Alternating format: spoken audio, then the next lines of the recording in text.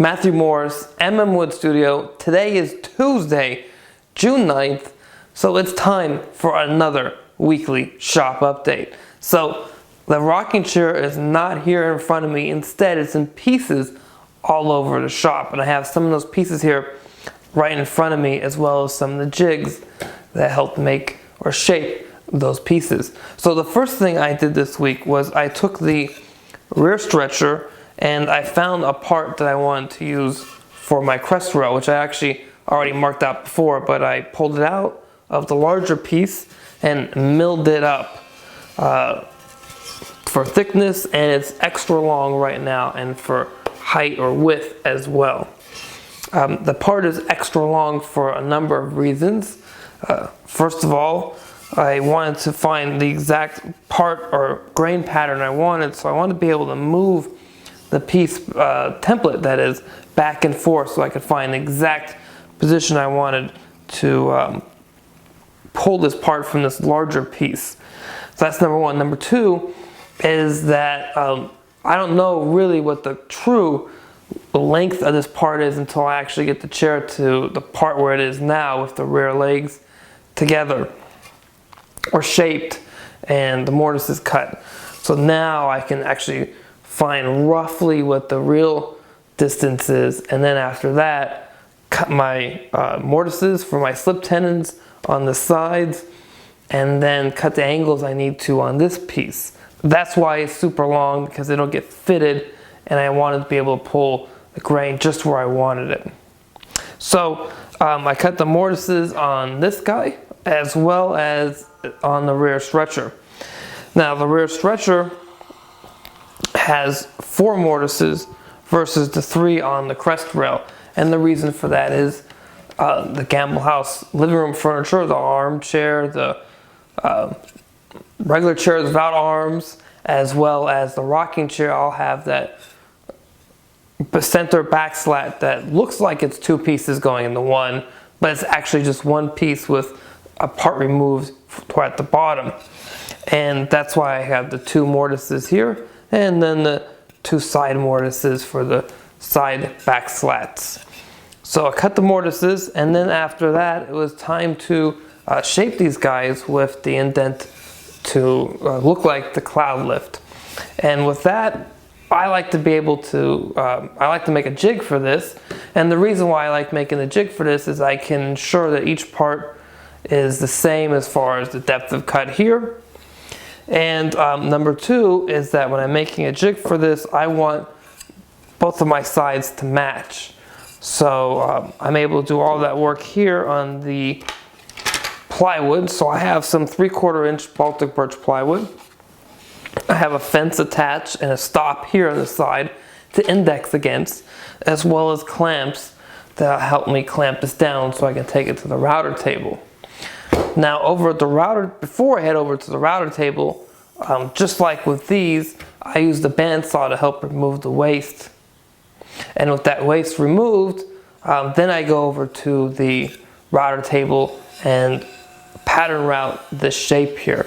So both the front stretcher and the side rails, and I got their cloud lifts cut as well, and that worked out really well.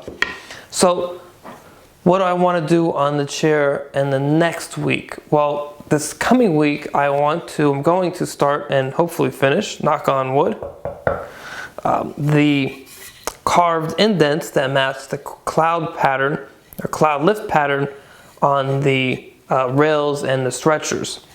And hopefully I'll get all of those done, and with all of those done, the next thing I want to do is refocus back on the back of the chair. And with the back of the chair, I need to do a couple of things. I need to make a bending form to laminate my center back slat, as well as the piece I'll use to get my 2 side slats as well.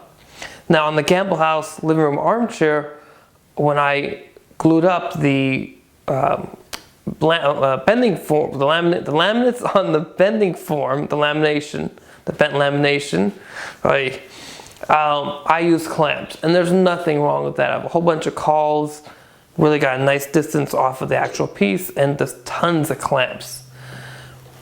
this time around, you can do the same thing if you do this build with me.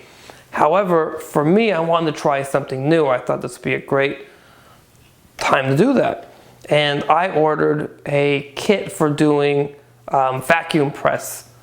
So I ordered a vacuum press, a bag, the netting, the whatever it's going to take to keep the thing shut, as well as something to evacuate the air. Now you can do this with a really expensive compressor, or you can do it with what I purchased, and I'll have a link to that here, and I'll talk more about it once I get in and actually do the work.